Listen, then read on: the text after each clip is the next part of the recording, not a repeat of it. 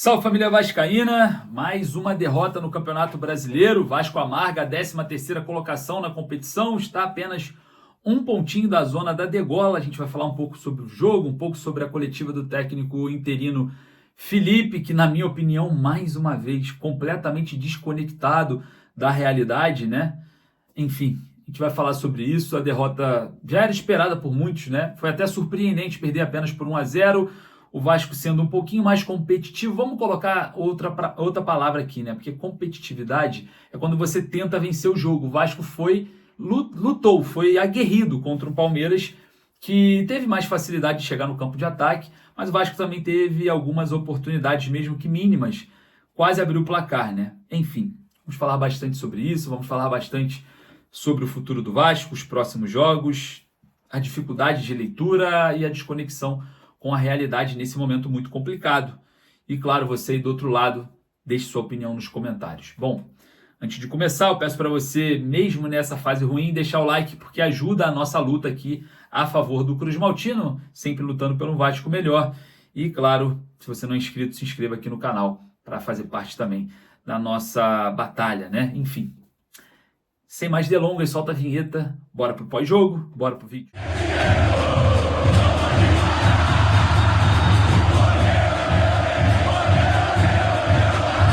O Vasco é derrotado para o Palmeiras no Mané Garrincha, né? Numa partida em que o técnico interino Felipe erra numa leitura simples de saída de bola e o Vasco leva o gol, né, da derrota numa falha individual do volante Hugo Moura, né? Claro que muitos torcedores vão destroçar o Hugo Moura nesse momento, mas vamos lá. Eu acho que o jogador não tem essa característica de saída de bola. Aquela saída de bola ali, ela era para ter sido feita com Tietê. Porém, o jogador tem que fazer o que o treinador pede. O jogador tem que se posicionar da forma que o treinador exige. E vamos lá. Quando você tem uma saída de bola com passes, você tem que utilizar do seu melhor jogador daquele setor, ou volante, ou zagueiro, naquela esfera defensiva, com melhor técnica para tal. Exemplo, quando você tem Jair, Hugo Moura e Tietê em campo, ou é o Jair ou é o Tietê que sai jogando, porque tem um passe melhor. Naquele momento ali, faltou a leitura para o Felipe, faltou o entendimento de futebol, a vivência de futebol, que ele tem muita, mas não consegue aplicar nos seus trabalhos, que a saída de bola, quando você tem o Hugo Moura e o Matheus Carvalho na equipe, o Tietê que entrou ali como um terceiro volante, jogando um pouco mais à frente, ele que tem que vir fazer essa saída de bola, porque em caso de pressão do adversário, o Léo Jardim quebra essa bola vai bater na zaga e vai voltar por conta da falta do Verratti, e o Hugo Moura e o Matheus Carvalho, que tem mais força física, batalha por essa segunda bola um pouco mais à frente, porque o Tietê que fez essa saída de bola.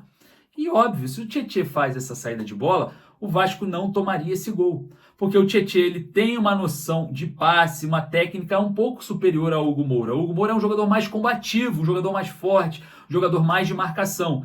Então colocaram o Hugo Moura no alçapão e em qualquer momento ele iria cair. Naquele setor ali não é a especialidade dele. A especialidade dele é combate, não criação. Fizeram o Hugo Moura errar. Errou. Vai ser responsabilizado? Óbvio, o torcedor vai criticá-lo. Só que, pelo amor de Deus, vou dar só um exemplo simples aqui. Se você tem uma zaga de Mauro Galvão e Odivan, não vai ser o Odivan que vai sair jogando nessa zaga. Então, se o treinador mandar o Odivan numa zaga que tem Mauro Galvão e Odivan sair jogando com a bola, o erro é do treinador, tá? Me desculpem. O erro é de quem treina. O erro é de quem comanda essa distribuição dentro de campo. E, na minha opinião, o erro é em conjunto. Porque o Hugo Moura não era para estar ali. O Hugo Moura era para estar lutando lá na intermediária ou até no meio campo pela segunda bola quando ela explodir.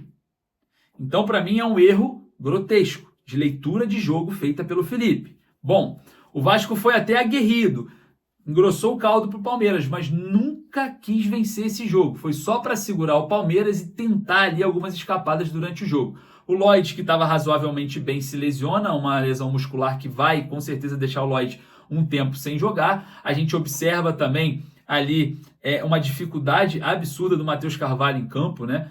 É um jogador que não tem um nível de competitividade ali contra um Palmeiras, fica muito discrepante ali o jogador combatendo ali o meio campo, tomou chapéu, enfim.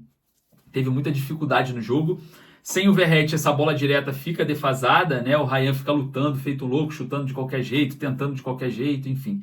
A dificuldade do Vasco é absurda. Aí beleza, o Vasco perde, se mantém aí na 13ª colocação até agora, né? Tem ainda 2 jogos importantes, o Mirassol pega o RB Bragantino e o Juventude pega o Atlético Mineiro. O Vasco podendo cair para a 15ª colocação nessa rodada. E aí o Felipe vai para a coletiva e fala que tá tudo bem, que é essa a evolução, que estão no caminho certo. Pelo amor de Deus, Felipe, não. Vocês estão no caminho completamente errado. Vocês estão fazendo completamente o oposto. Vocês estão desconectados com a realidade. O presidente Pedrinho, todas as vezes que aparece para falar, ele se vitimiza, ele se coloca num lugar de vítima, fala do passado e fala que está fazendo um belo de um trabalho, que vai trabalhar mais. Não, tem que mudar a rota. Tem que mudar completamente. O departamento de futebol do Vasco é falho. E mais uma vez, o Pablo Verratti, ele foi poupado hoje contra o Palmeiras. O porquê não tomar um cartão amarelo contra o Cruzeiro lá atrás? Para ser poupado e zerar os cartões para jogar contra o Vitória não pendurado. Mas nem nisso. Pensam, Link, mas eles decidiram agora para botar o Pablo Verratti. Então, isso demonstra ainda mais uma falta de planejamento, porque o planejamento tem que ser feito antecipado, não pode pensar da noite para o dia o que fazer, a não ser que o jogador se lesione. Aí já é um planejamento emergencial. Agora, não se planeja futebol da noite para o dia. Não, o planejamento do futebol é de trás para frente. É de trás para frente. E olha, eu vou falar um negócio para vocês, tá? O Vasco está implodindo. De dentro para fora. Está implodindo. A situação está cada vez pior. O departamento de futebol do Vasco é cada vez mais criticado. E dá para observar que o amadorismo reina. O Vasco lança uma camisa nova, a branca, em meio à crise. Em meio a vários jogos sem vencer. Não vai vender.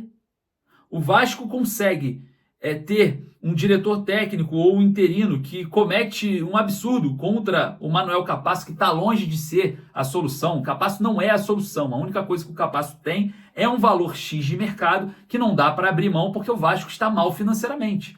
Ponto. Ele não vai salvar a zaga do Vasco. Apesar de a minha opinião, eu não sei a sua, a minha opinião é que o Capasso contra o Puerto Cabello agora lá na Venezuela seria uma grande opção. Porque o Lucas Freitas se lesiona no jogo, a gente não sabe o que aconteceu, vamos buscar. E um jogo contra um time sul-americano lá na Venezuela é o típico jogo para o Capasso. Para o zagueiro argentino que ele é. Cabeça dura, grosso, forte. Enfim, essa é a minha opinião. Até contra o Lanús lá na Argentina, tá? Seria muito mais viável do que todos os Lucas que tem no elenco. Até o garoto Luiz Gustavo, que entrou bem hoje, mas é um garoto.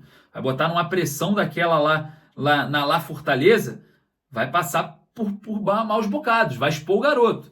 Essa é a minha opinião. Jogar contra o Palmeiras, capaz? Fora. Contra o Flamengo? Fora. Não dá. Contra o Botafogo também não dá. Agora, tem ocasiões que eu colocaria. Não sei você.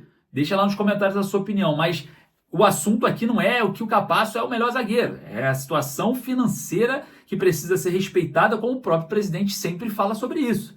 E o Felipe, ele causa um transtorno naquele período ali, que o Vasco nem sequer se comunicou, porque contra o Felipe nada acontece, porque tem uma relação ali com o Pedrinho muito clara, né?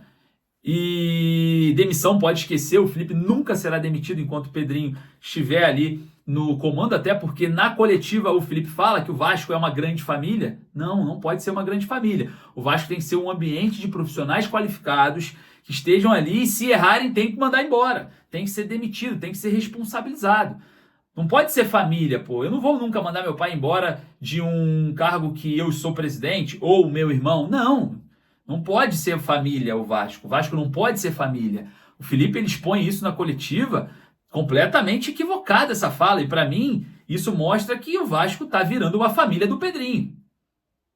Entre aspas, tá? Não é a família do Pedrinho, pai, mãe, irmão, não. A família, entre aspas, do Pedrinho. Isso é preocupante. Óbvio que é preocupante. E aí a gente observa mais um jogo em que o Felipe não tem uma leitura, em que faz, com essa falta de leitura, o erro do Hugo Moura e o gol do Palmeiras, e o Vasco sai derrotado mais uma vez no Campeonato Brasileiro e vai para uma coletiva completamente desconectado da realidade, fala que está no caminho certo. Não, não estamos no caminho certo. Estamos no caminho da zona do rebaixamento. E vou falar para você, torcedor, jogo fora no Campeonato Brasileiro é contra o Vitória, lá no Barradão. Em caso de derrota, o Vitória está na zona do rebaixamento. O Vitória passa o Vasco, tá, numa luta direta contra a Degola ali, e a coisa pode ficar feia a partir dessa rodada. Enfim, vamos falar sobre possível acerto do Fernando Diniz, pode acontecer aí nos próximos dias, se bobear nas próximas horas, né, para aliviar um pouco essa tensão. E o dinizismo hoje, né, ficou exposto em campo. A saída de bola fez com que o Vasco perdesse o jogo. Será que a metodologia ou a ideologia do Fernando Diniz, acima de tudo, né, um radicalismo no ápice, seria interessante para o Vasco hoje? Não sei. E claro, a gente vai estar junto, né, nessa chegada, possível chegada do Diniz, perguntando na coletiva de apresentação ou qualquer espaço que nos der sobre o Fernando Diniz e a sua metodologia em uma forma radical ou equilibrada. Eu estou louco para saber se o Fernando Diniz abre mão dessa ideologia em alguns momentos, tá? Porque a gente vai precisar na coletiva, juntos, eu daqui, você daí, formalizar uma pergunta no lugar que a gente consiga levar para o Diniz, que ele sendo radical vai ser ruim para o Vasco, porque o Vasco não tem qualidade técnica, e perguntando para ele se em alguns momentos ele pode abrir mão desse estilo de jogo, dependendo do seu adversário. Então a gente vai ter que formular juntos, eu daqui, você daí, muito bem essa pergunta, para não ser somente uma pergunta, e sim uma colocação, uma opinião e seguido de uma pergunta. Então a gente vai formalizar juntos, eu daí e eu daqui, você daí, com toda certeza. Aline, que você poderia estar na coletiva lá, nesse jogo contra o Palmeiras. Infelizmente, a questão financeira pesa muito nessas coletivas, né? A gente precisa se locomover demais, são passagens emergenciais em cima da hora. Infelizmente, não temos ainda patrocínios para fazer essas locomoções, mas caso vocês tenham a sua marca, tenham aí a sua empresa e queiram anunciar nos nossos canais aqui e também no canal A Hora do Vasco, estamos abertos para a gente conseguir ter essa liberdade de estarmos em todas as coletivas. Se eu tivesse hoje na coletiva contra o Palmeiras, eu tenho certeza que não seria uma coletiva tão simples como foi. E isso não criticando nossos amigos, mas é porque eu pego a sua opinião, vejo o que você quer e formalizo as colocações e as perguntas para quem estiver sendo entrevistado. Essa é uma característica minha, eu não vou mudar. Você, torcedor vascaíno, dentro da coletiva, sempre será meu objetivo. Caso você também puder ajudar o canal, aqui na descrição do vídeo eu deixo a chave Pix, que tiver no seu coração, que você puder mandar, não tem problema nenhum, qualquer valor ajuda. E caso também você não possa, não tem problema. Você deixa o seu like, já dá aquela ajuda também ao nosso canal a estar quebrando, né, essas fronteiras que são difíceis, infelizmente. A malha aérea brasileira, né, as passagens aéreas são superfaturadas no nosso Brasil. Infelizmente a gente tem um pouco de dificuldade. Tudo aquilo que a gente consegue agariar, juntar, a gente faz esse investimento, né? Estivemos no Peru, em Arequipa, em Uberlândia, na Ponta Grossa, estaremos em Buenos Aires. Então é um custo muito alto. A gente até investe mesmo de lugares que a gente nem pode tirar, que são dos nossos outros trabalhos, da nossa outra vida, né? A gente acaba investindo nesse tipo de trabalho para levar para você e te levar para perto do clube. Beleza, galera? Agradeço mais uma vez a sua presença. O Vasco está na 13ª colocação agora. A gente vai ver o andamento da rodada. Enfrenta o Puerto Cabello no meio da semana e o Vitória lá em Salvador no próximo final de semana. Agradeço a sua presença. Vou ficando por aqui. Um forte abraço. Saudações vascaínas.